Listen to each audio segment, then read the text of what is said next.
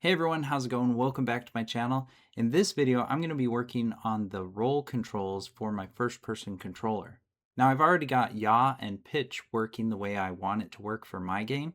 And since my character is essentially going to be flying, I want to add a roll mechanic. Now in a previous video, I already added the inputs for a roll, and so now I just need to add the code. And so here in the code, in the character behavior class, I've already shown you that I've added a getInputRoll abstract function. And in the character class, I've already created the onRoll callback function where I'm reading the input and saving it to the roll variable. And then up at the top of this script, I have the override function for getInputRoll.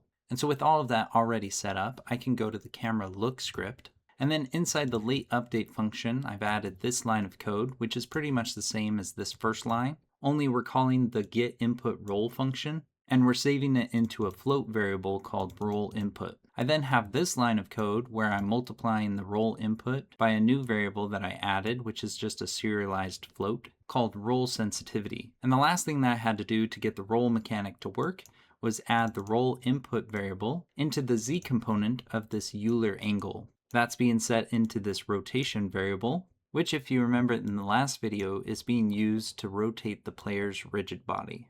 And so with all of that, I can save this script and go back to Unity. And the only thing that I need to do inside of Unity is assign the onRoll function for the roll input callback. So here at the bottom of the player input component, I've dragged in the player object to this field. And then using the drop-down menu, I'll go to Character, and under Dynamic Callback Context, I'll select onRoll. Now when I play my project, I can still move around the same as I could in the last video, but now if I press E, my player will roll to the side, and it actually looks like they're rolling the wrong direction, and if I press Q, it'll roll the other direction.